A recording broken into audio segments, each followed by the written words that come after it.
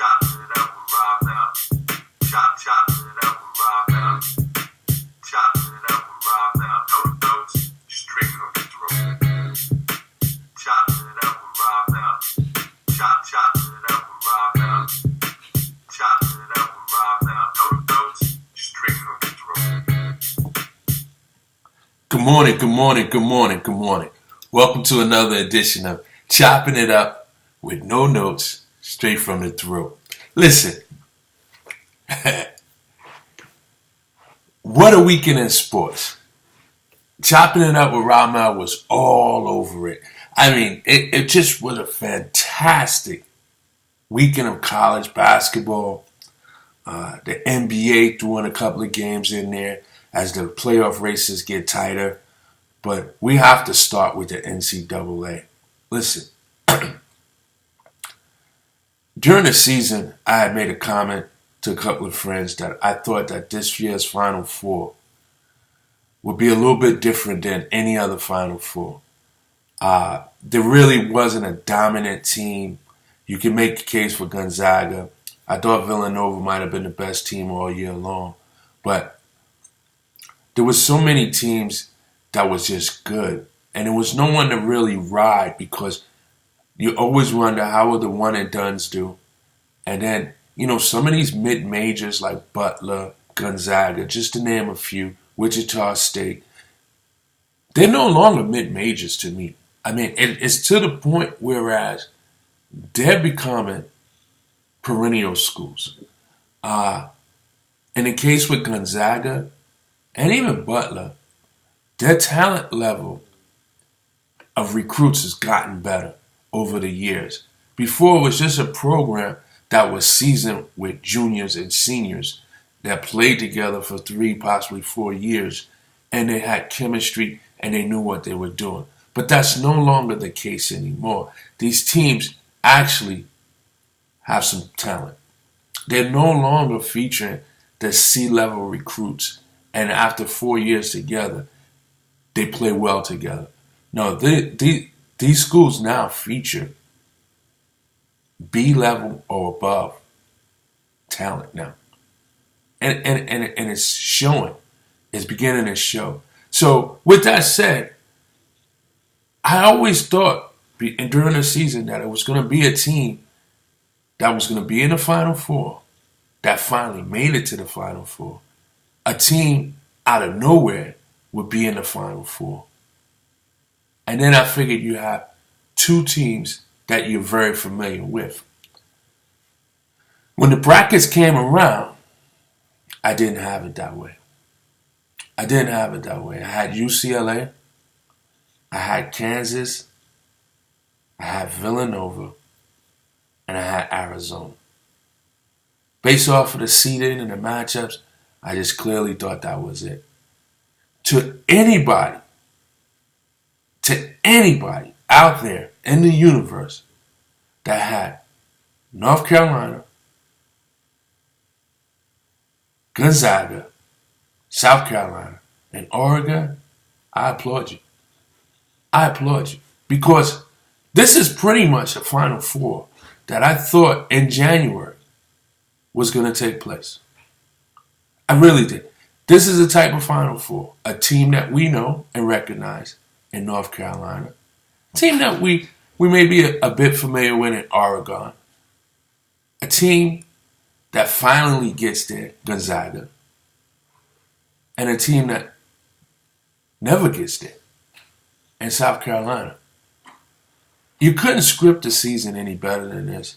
This is a great finish for college basketball. Have a good day, Ben. Bye. As my daughter's leaving to go to school.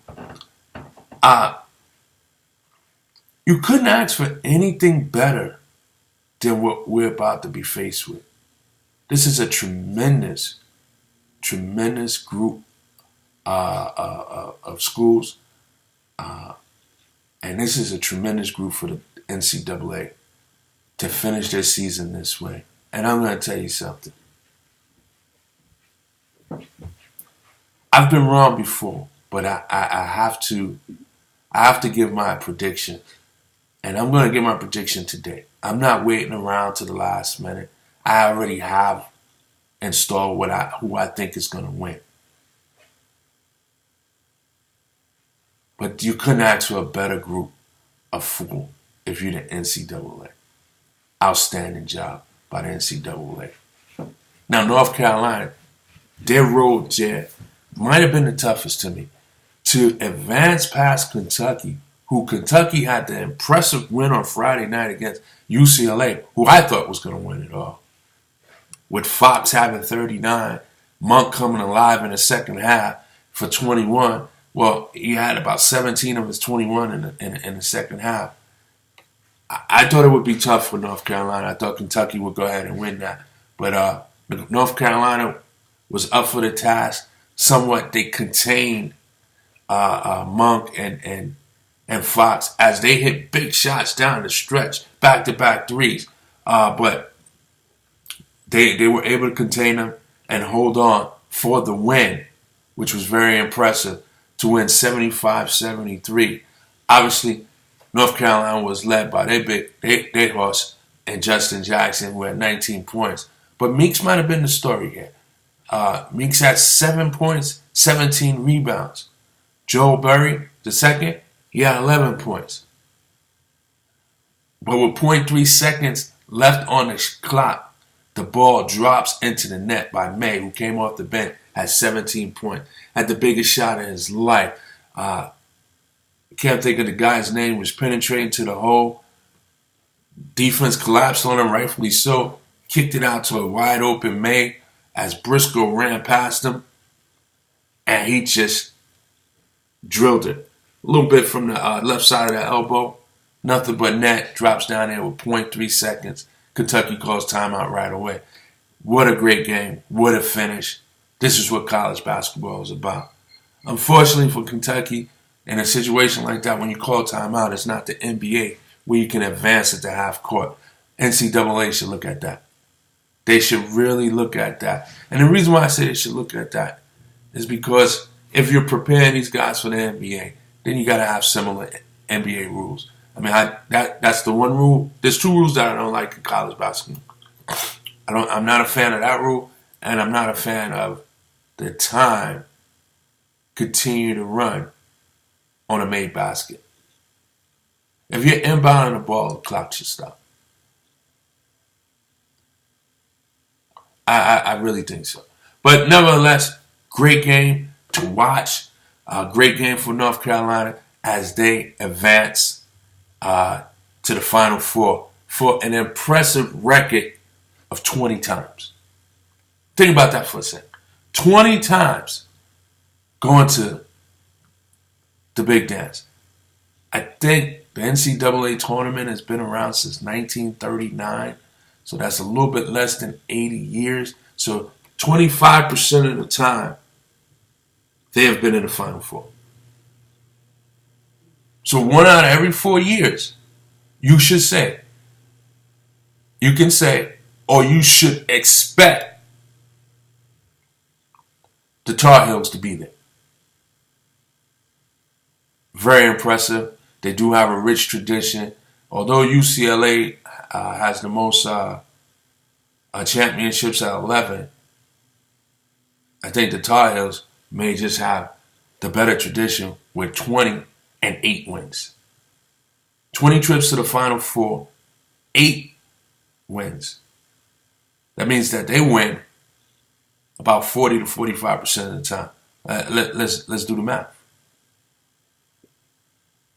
40% of the time that they go, they win. Impressive.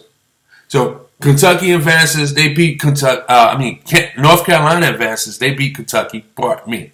And yesterday's action, South Carolina. I don't know what to say about these guys. I really don't. I don't know what to say about South Carolina as they advance past their conference for Florida. This is their first ever trip here to the Final Four, first ever trip to the Sweet 16, and they're making the most of it. Plain and simple. They are making the most of it. They led by Thornwell. Again, he led them with 24 points. It was a balanced attack the rest of the way. But, yes, South Carolina is going to the Final Four. Unbelievable.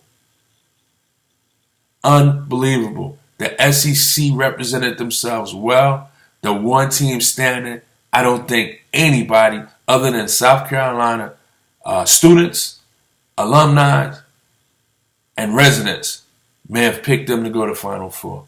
Outside of that, I don't think anybody had South Carolina on their bracket for the Final Four. If so, I applaud you.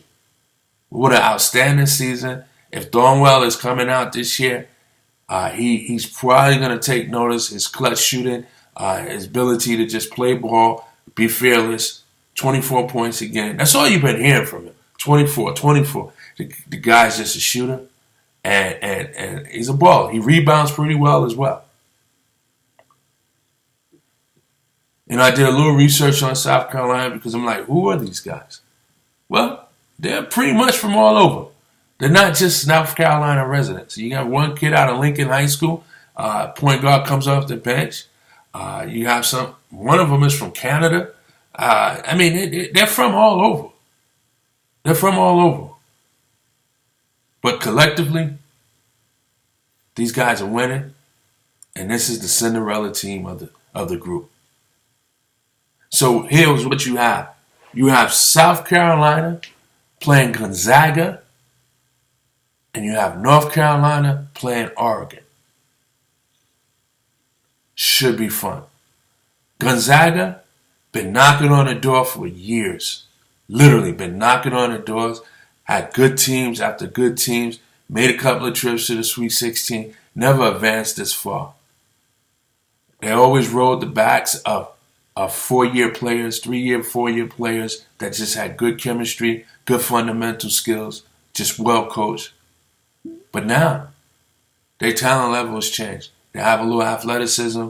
They got better. They're better than the C-level recruits. They're up on the B level, and they're still sending them 3-4 years of school. This could be Gonzaga's year. They finally get there. Oregon, mainly known for the football, but this could be their year. They've always had quality teams, but never seemed to have gotten to this point before. They got a high-flying offense, but they're playing North Carolina, someone who's not a stranger to this territory. It should be fun. It should be interesting. I have South Carolina advancing past Gonzaga. The Cinderella team will continue to ride and find the glass slipper. They will continue to ride the carriage that was turned into a carriage from a pumpkin because it's not midnight yet. They will continue to ride that wave that they're on to only meet North Carolina. At this point here, shout out to Roderick, shout out to Byron. Roderick told me, don't forget about North Carolina. Well, he's right. They've been following Baby Blue for a while. Tar Heels, I know. We got the county line game, South Carolina versus North Carolina. Yeah, South Carolina versus North Carolina. And guys, I've been wrong before. Let me throw that claimer out there. Disclaimer. I've been wrong before.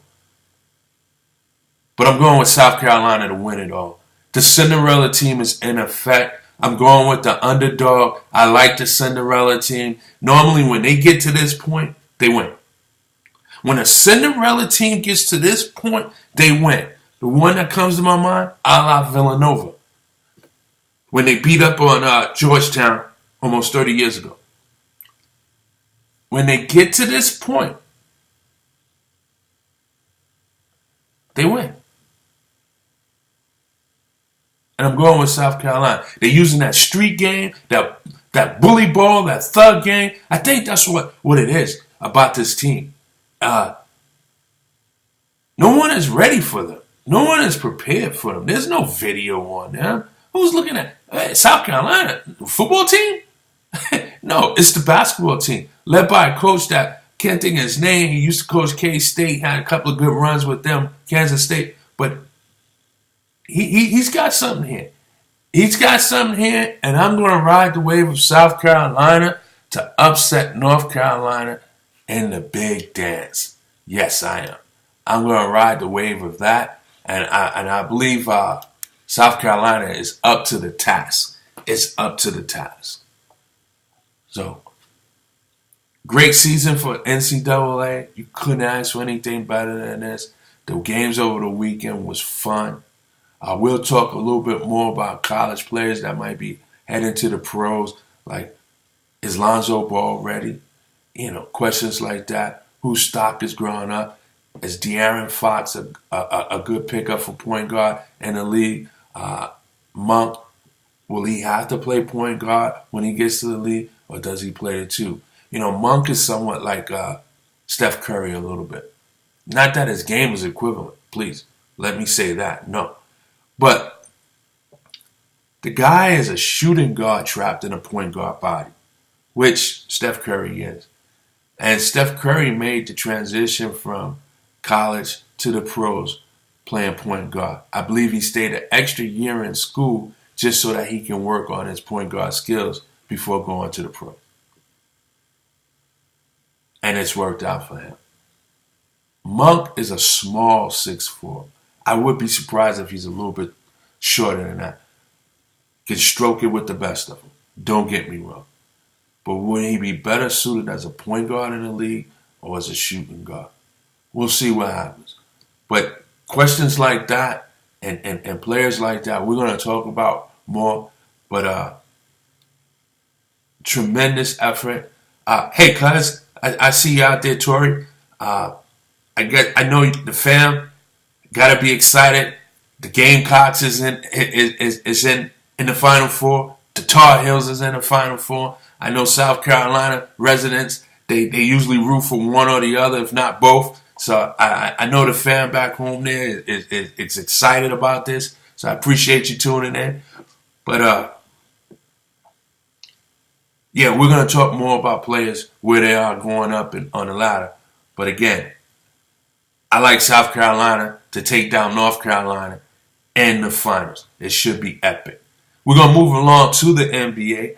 Couple of big wins yesterday for Portland, Charlotte, Chicago, even New Orleans as they inch closer to the 8th spot. Big wins for them. But the game of the day was Houston versus OKC.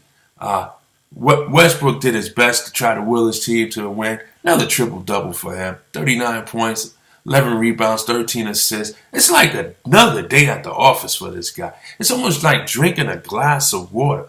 This guy here, it's phenomenal what he's doing. But Houston had something for them, and it was called a balanced attack. Yeah, James Harden had 24 points, 12 assists. Eric Gordon had 24 points. But Trevor Ariza, he had 24, 6, and 6. It was just a balanced attack. Lou Williams comes off the bench. He has 31 points, 7 from 8 from three-point range. How do you defend that? If you got three guys with 20 plus, and then a guy off the bench scores 31, the lead all scorer, what do you do? And then you got Nene, the slow-footed, non-athletic, somehow another dinosaur that stays in the game, but still fundamentally sound, knows how to play the game. If you need a basket down low, maybe he can slow it down and get you a half-court offense together. But he came off the bench for 17. So it was a balanced attack for Houston as they handled OKC, who was led by Westbrook and Cantner. He came off the bench for 23 points. But yeah, well, it was a good game, fun game. But James Harden, I don't know if he was making a statement or not, but if I'm correct, this is the 6th consecutive win for Houston over OKC going back to last year. And they swept the series this year 4-0. So kudos to Houston and James Harden and the Rockets for topping Westbrook. But Westbrook has nothing to be ashamed about. Simply right now, Houston is just a better team. But I tell you what, I don't want to play a 7-game series against OKC. They're relentless. They come at you. They're only getting better. Who knows what it would be like come playoff time. They might be able to pull it together. As they do have some quality players. They don't have no all-star players other than Westbrook. But they do have some quality players. Golden State, they beat Memphis. And I bring this up because one thing about Memphis, they are usually Golden State's nemesis. They play them tough. They try to bully them around, try to push them around. Even without Durant, they were able to pull off the win, which is a good win for them. They were led by Klay Thompson. He had 31. Curry had 21. AI came off the bench. He had 20. So it was a good win for Golden State. They were at home. Memphis was led by Mike Conley Jr. He had 29 points. I'm going to tell you something. I think Mike Conley Jr. is a very good point guard in this league. But if he's leading your team in scoring, usually that's not how you win a game if you're Memphis.